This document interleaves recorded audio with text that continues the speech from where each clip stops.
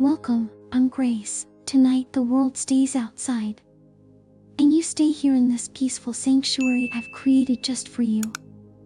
If you're ready, let our journey begin. Welcome now. Leave everything behind and focus only on my voice. Take a deep breath in, and slowly let it out. Feel your body becoming heavy. Feel your mind becoming silent. Tonight, we will travel together into the depths of a misty forest, to the gates of an ancient castle. If you are ready to feel the rustle of capes and the mystery of the night, the first thing you feel is the cold. A damp, biting chill that seeps through your clothes and settles into your bones. You open your eyes, but the world is hidden behind a thick, gray veil of mist. You are lying on a bed of dry, silver moss in the heart of a forest that feels as old as time itself. Listen. The silence here is heavy, almost physical. There are no birds singing, no rustle of small animals, only the distant, rhythmic moaning of the wind through the jagged pine needles above you. You stand up slowly, your muscles feeling heavy as if you were moving through water. Suddenly the mist parts for a fleeting second. High above on the black cliffs, you see it. Castle Dracula. It stands like a dark crown upon the mountain, its sharp towers piercing the bruised clouds. A single window at the very top is lit with a faint, flickering amber glow as if a solitary eye is watching your every move from across the void. You look down at your feet, and there, glowing faintly in the moonlight, is a narrow path of white stones. It winds upward, leading you away from the darkness of the trees and toward the iron gates of the master. You feel a strange pull, not of fear but of destiny. Each step you take makes the forest grow quieter, and the castle grow taller. The path of white stones feels cold beneath you, as if the earth itself has forgotten the warmth of the sun. As you climb higher, the mist begins to swirl around your ankles, thick and heavy like a living thing. The forest behind you has vanished into a wall of gray silence. There is no going back now. Only the castle remains, looming larger with every breath you take, until its shadow swallows you whole. You stand before the great gates, massive slabs of ancient oak reinforced with rusted iron bars that look like the ribs of a giant. Above you, gargoyles carved from black stone peer down with hollow eyes, their frozen snarls softened by the moss of centuries. You reach out a hand, your fingers trembling slightly from the mountain chill. The gates begin to move, turning on hinges that haven't felt oil in 1,000 years. They groan with a heavy, musical sorrow, opening just enough to let you pass. You step across the threshold, and the air changes instantly. The biting wind of the mountains dies away, replaced by a stillness so profound it makes your ears ring. The doors shut behind you with a final, echoing thud. Boom, you are in the great hall. The ceiling is so high it is lost in the darkness above, but the walls are lined with flickering torches that cast a restless, orange light. The floor is polished black marble, reflecting the firelight like a dark, frozen lake. You walk forward, and the sound of your own footsteps is the only thing alive. Every shadow here seems to have a shape. Every curtain seems to hide a secret. The air smells of beeswax, old velvet, and a faint, metallic tongue that you cannot quite name. You see a massive fireplace, where logs the size of small trees burn with a low, blue flame. There are no servants, no guards, only the vast, echoing luxury of a kingdom that belongs to the dead. Then you feel it. A shift in the air behind you. The temperature drops just a few degrees. and the flickering he is taller than any man you have ever seen. His silhouette cutting a sharp, elegant line against the pale moonlight streaming through the high windows. His cape flows around him like a shroud of ink, catching the light only where the deep crimson silk peeked from beneath. He descends the stairs, and you realize with a jolt of wonder that he does not walk. He glides as if the marble floor were beneath his notice. He stops 3 steps above you, his face a mask of pale, aristocratic perfection. His eyes are not dark, but a piercing, translucent gray that seems to see right through your skin, into your very thoughts. He waits for a long moment, the only sound being the crackle of the blue flames in the hearth. Finally, he tilts his head. A thin, graceful movement, and his voice enters your mind before it even reaches your ears. Welcome to my home, my restless wanderer. I have been watching your journey through the pines for a very long time. Do not fear the silence of this hall, for it is the silence of peace, the silence of the night. You look weary, and your pulse is racing like a trapped bird. Come, let me show you the hospitality of the House of Dracula. He reaches out a hand. His fingers are long, white, and tipped with nails that catch the firelight like polished bone. You find yourself reaching back, drawn in by the hypnotic pull of his gaze. The darkness of the castle no longer feels cold. It feels like an invitation, a promise of rest. The world of the sun is far away now. Here there is only the moon, the blood and the dream. Follow me. You follow him through the winding corridors. The shadows of his great cape dance upon the stone walls like giant wings. Every time the fabric brushes against the floor, it makes a sound like dry leaves skittering across a grave. Shishin. She stops before 2 towering doors made of dark mahogany, carved with scenes of forgotten battles and celestial myths. With a gentle wave of his hand, they swing open to reveal a library that seems to stretch into infinity. Thousands of leather-bound books line the walls, their spines smelling of ancient dust, dried ink, and secrets that the world of the living has long forgotten.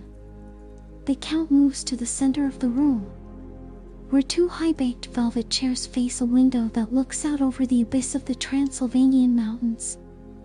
The moon is a silver blade in the sky. Slate, do you feel the weight of these books? Thousands of years of human sorrow, human joy all trapped in paper and ink. But you are different. You are warm, a living story walking through my halls of stone. He moves closer now, so close that you can smell the scent of frozen roses and iron that clings to him.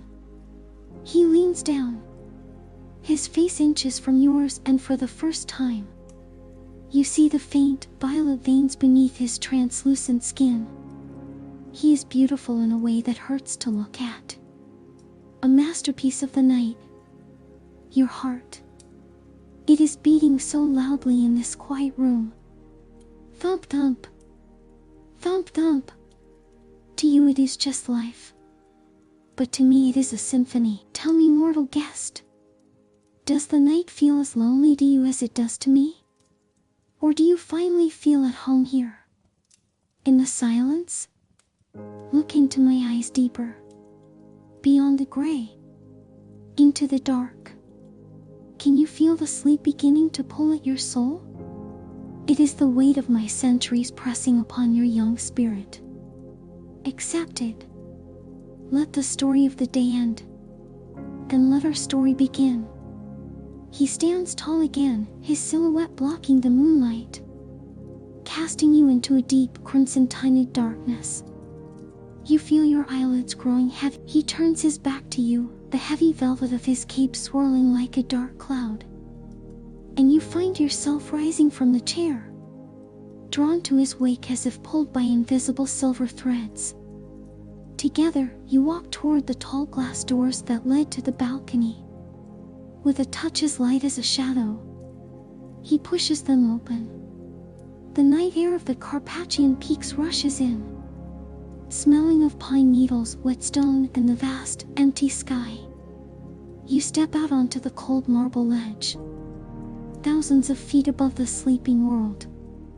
The forest below is a sea of black ink, and the fog moves like a ghost between the trees. Look out there. Everything you see is under the rain of the moon.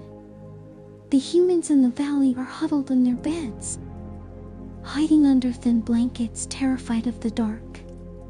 But you are standing here with me, at the edge of the world. Do you feel the power of the silence?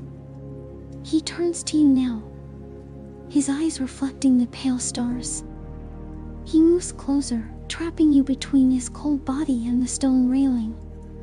You can feel the intense, frozen energy radiating from him.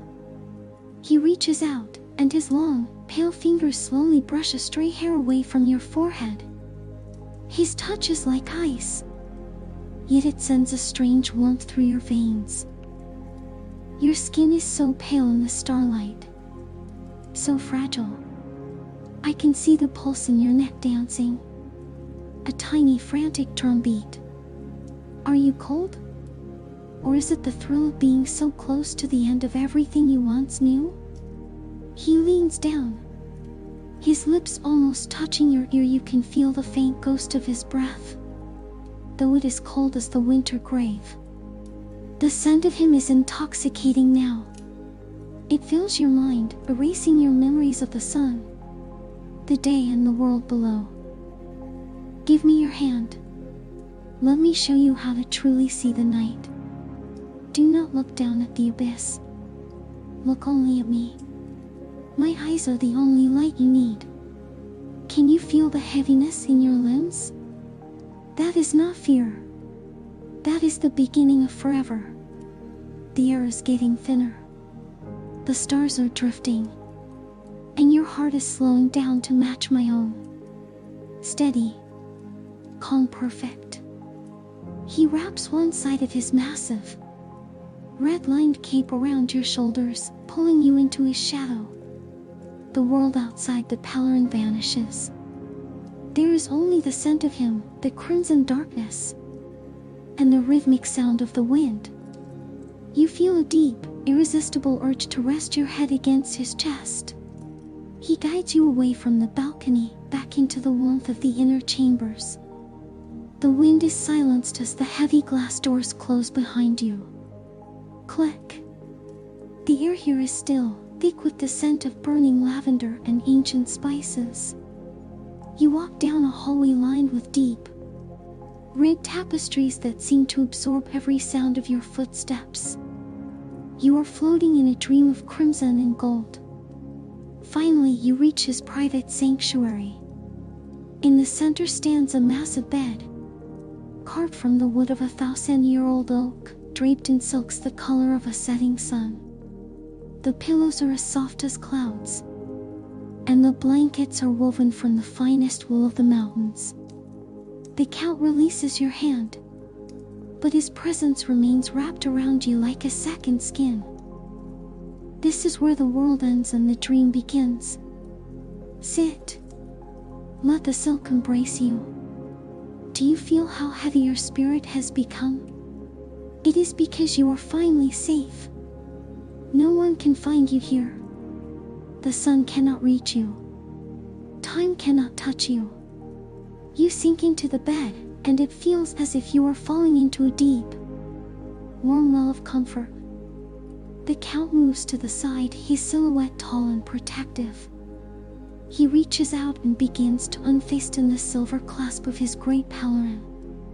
The fabric falls to the floor with a soft, heavy thud, leaving your breathing is so slow now, so rhythmic. Listen to it. In and out, in and out. The shadows in the corners of the room are swaying to the beat of your heart. Do not fight the darkness behind your eyelids. It is a beautiful darkness, a place where you can finally be still.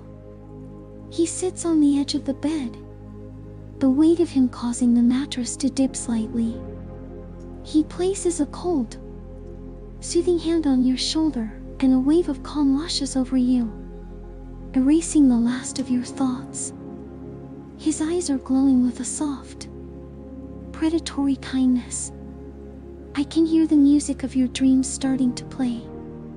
Can you hear it? It sounds like the rain on the castle roof, like the rustle of my pelerin, like the secrets of the night. You are drifting further and further away from the shore of the living. Let the tide take you.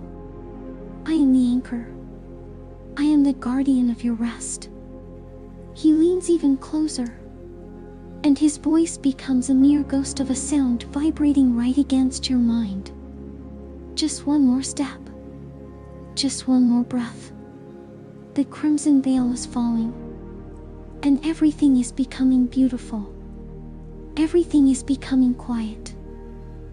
The embers in the grand fireplace are dying now, turning from a bright orange to a deep, pulsing crimson, exactly the color of the silk that surrounds you. The room is shrinking. The shadows are stretching, and the world beyond these stone walls has completely dissolved into nothingness. You are no longer a traveler. You are no longer a guest. You are a soul that has finally found its harbor in the heart of the night. The Count stands beside the bed, his tall, dark figure casting a shadow that covers you like a second blanket. He moves with a slow, deliberate grace, reaching down to gather the heavy pelerin he discarded moments ago. You hear the fabric moan as it is lifted, a rich, luxurious sound of silk rubbing against silk. Shin, shin, shin. The weight of it is surprising. It is heavy, cool, and smells of ancient roses, mountain rain, and a scent you can only describe as time. As the red lining touches your skin, a shiver of pure peace runs from your head to your toes.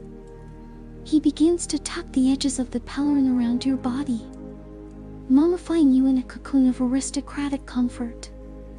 Rest now, my weary heart. You have walked through the fog, you have climbed the cliffs, and you have faced the master of this house. You have earned this silence. Feel how the fabric holds you.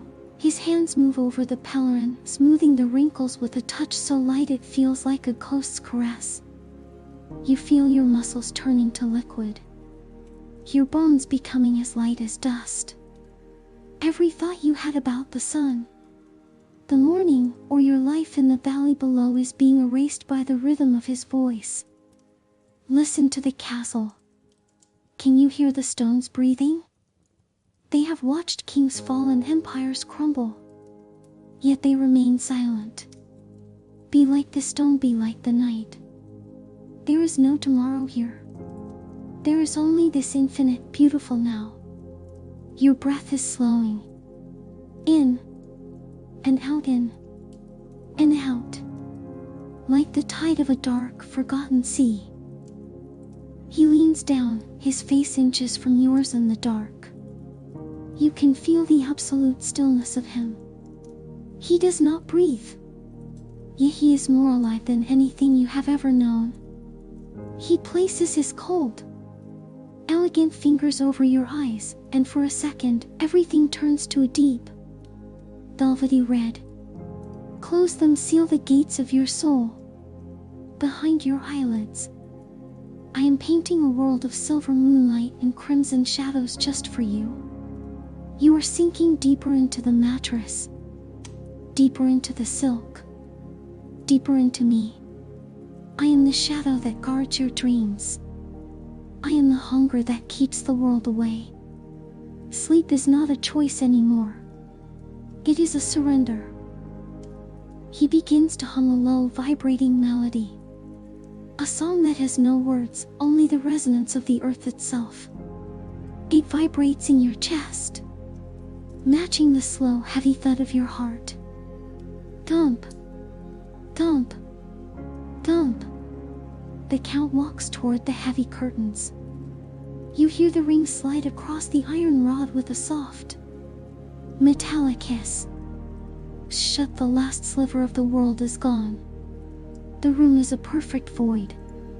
He walks back to your side, his footsteps fading until they are just a memory. The night is eternal, and you are safe within its heart. I will be here when the stars fade. I will be here when the moon sets. But for now there is only the dream. Good night, my honored guest. Sleep.